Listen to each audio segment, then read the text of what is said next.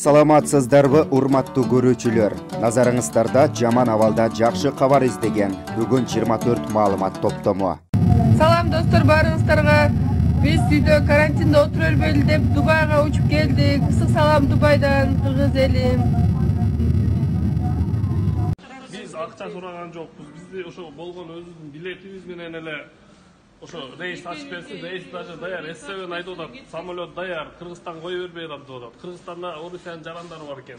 Алмаштырып бизди алып барып, аларды алып келсе болуп сүйлөшө турган кылабыз деп атат, бирок болбой атат. Канча күндөн бери ат менен болду? 23-үнөн бери жүрүшөт, бу жакта жүрөбүз. 20-тан бери. 21-ден баштап жүрүшөт. О, алыстан келгендер, Амурдан келди, Якучадан келгендер бар. Нары Магадандан келгендер бар. Баарын акчалар түгөндү азыр, данны берени. Билет менен гана отурушат. Квартирага бара алмай, милиция жактан жардам берген жок. Караган жок. Ысык тамагын берген жок. Ошонун баарын айтыш керек. Кетебиз деп турабыз. Эме болуп жана. Новосибирскиде да барлоо жарандарыбызчы. Бияк айткандай патриот жигиттер, кайдыгер карабай колуңардан келишинче келип жардам бергиле. Биякта балдар менен отурушат, кыйналып аткан апалар бар экен, жаш балдар бар экен. Жаттанга жерлери жок. Новосибирскиде калгандар, биякта патриот балдар отура бербей келе, тургула жардам берели, колубуздан келишинче. Инвалидтер бар экен, биякта коляскада отургандар. Мына бул жерге отуруп жатканга да болбойт. Өзүңүз билесиңер, аэропорттун условиясын.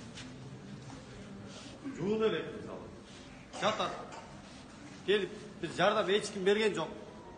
Жардам көрүлбөптүр бияк. Азыр биз жаңы келдик, мына биз да кошулуп атабыз буларга. Мына биякта кичинекей таап келгенибизде баарыбыз ушул жакка тамак ашына кетиребиз. Дальше кете албагандан кийин эмне турабыз? Эч ким жардам бербептир биякта, чынын эле.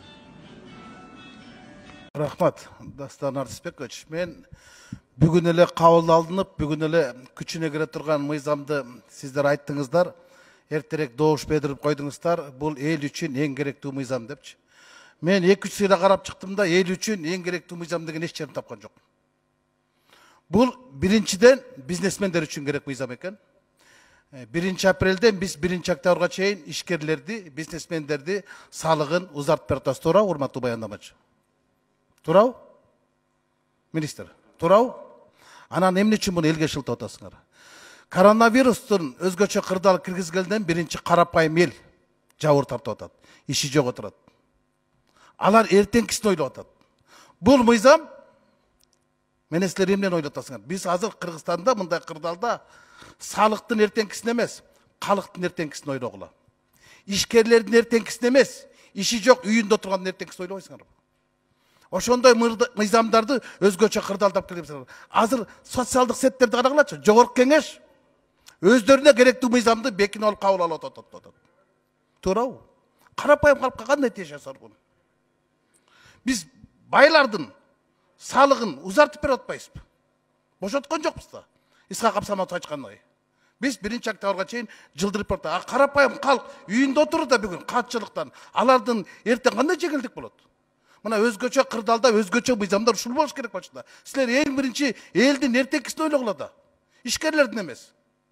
Алып келип алып, анан ушуну эң эртеле кабыл алып бергиле, бүгүн кирсе эле эл үстүнө жапжашныкай жашап калат да. Элге эмне тиеш жасар буну? Элге эч тиеш жок. Эл үйүндө жумушу жоготуру, эл үйүндө эчтекеси жоготуру. Чынын айтканда, каражаты калбай калган, азык-түлүк албай калган. Мына ошондой мыйзамдар жапкырыш керек болчу. Өкмөт башы өзү келиш керек болчу. А бүгүн силер капка шебеген салтырып, карматып койдуңар да, добуш бердирип алдырып койдуңар. Мен каршы добуш бердим. Ушул оюмду айтып коеюн деген. Рахмат Рыскелди Чыныбек. Алла Таала бизге ушундай сыноо берди, кимдин ким экенин билип алуу оңойлуу болуп калды. Кана биздин бизнесмен байкелерибиз сүйлөсө, доллар менен сүйлөгөн, томкором деген бизнесмен байкелерибиз. Кана мен патриотмун, мен кыргыз үчүн өлөм деген байкелерибиз барсыңарбы? Ап чыкпайсыңар акчаңарды.